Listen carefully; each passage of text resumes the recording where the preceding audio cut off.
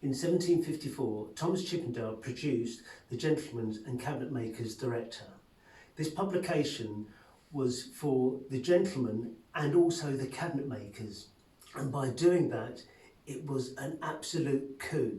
So the gentleman of the day would peruse this catalogue and see the most fashionable things which Chippendale had since produced: beds, chairs, tables, mirrors, etc. The cabinet makers, they also subscribed to this publication, and they could see what the fashionable things were and how to aspire to them. And by doing this, it became a must-have publication. In the publication were many things, as I said, and one of the most popular items were the dining chair, such as these. And this later on became collectively known as the Chippendale chair. This particular design with this pierced backsplat, this crossbar which was now undulating and finely carved in this fashion. Now what he did was, in the publication, he showed you a chair, and he showed you a chair with arms or without an arm. And so he divided the illustration into two sections. And so you, as the potential buyer or commissioner, you would have said, oh yes, I like this feature and like that feature. So leading cabinet makers of the day, again, interpreted how they wanted the chair to be executed. Now, whoever made these chairs here was a pretty competent cabinet maker in many senses, because it's the timber, first of all, which they've chosen. This timber was exceedingly expensive. This timber had come in from the Caribbean, and it's the finest quality mahogany. And again, the carving is absolutely superb. You have this, what we call the top rail, and you have this fantastic undulation. So they've studied the publication. They've studied how this carving is carried out on the top section here, and you have these long C scrolls. You have this almost starburst, and again this crescent-shaped C scroll. In the backsplat, beautifully pierced. This is made out of one piece of wood. You have this little C scroll here and this cracked ice. That's a typical feature you see on Chippendale's works.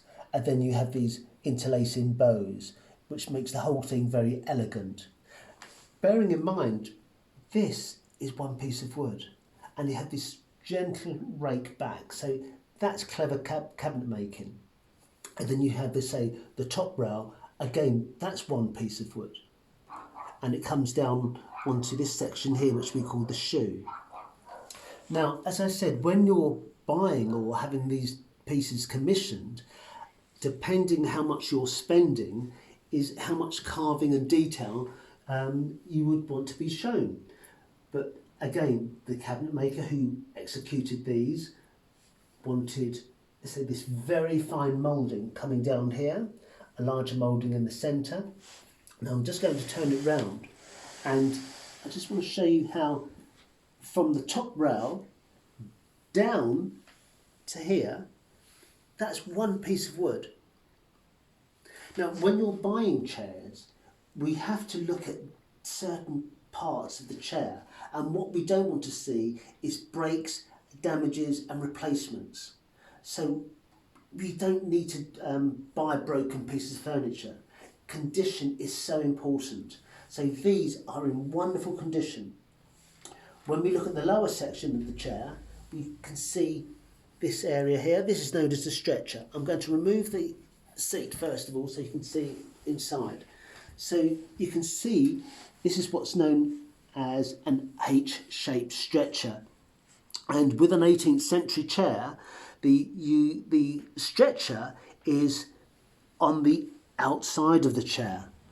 If it's 19th century or a copy, it goes inside of the chair, but on an 18th century chair, it's on the outside. So you look at the back part here, and we look at the front part there, it's on the outside.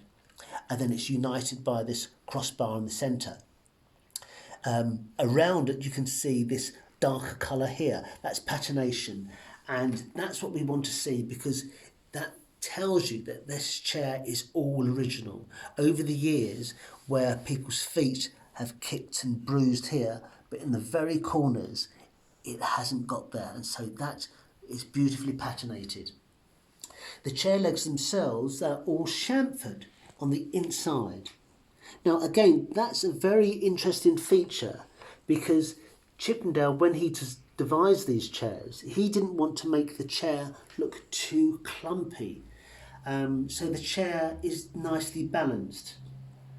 Again, condition is important, and what we look for on a drop-in seat is the original seat rails.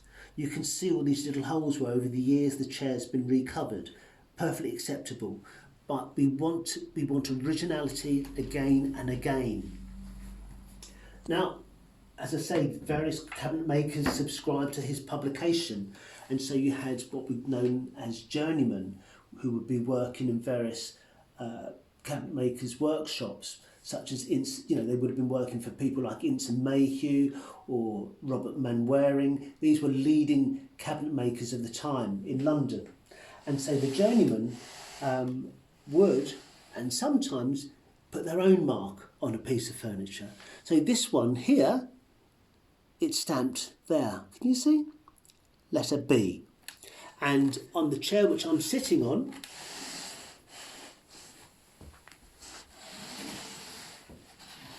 this one is stamped WF. So no doubt the cabinet maker, he would have been rewarded for the more chairs he produced in the workshop. Now when you see a chair of this quality, they were invariably made in large numbers. So this chair is number 12 and this chair is number 13.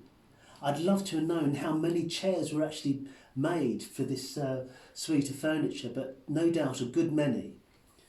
So when buying chairs, what we look for is condition, quality, and it'd be great to know the provenance of who actually they belong to. Again, it gives the whole piece more foundation. So buy the best you can and don't go any lower than this. This is as good as they get, but of course there's always something better.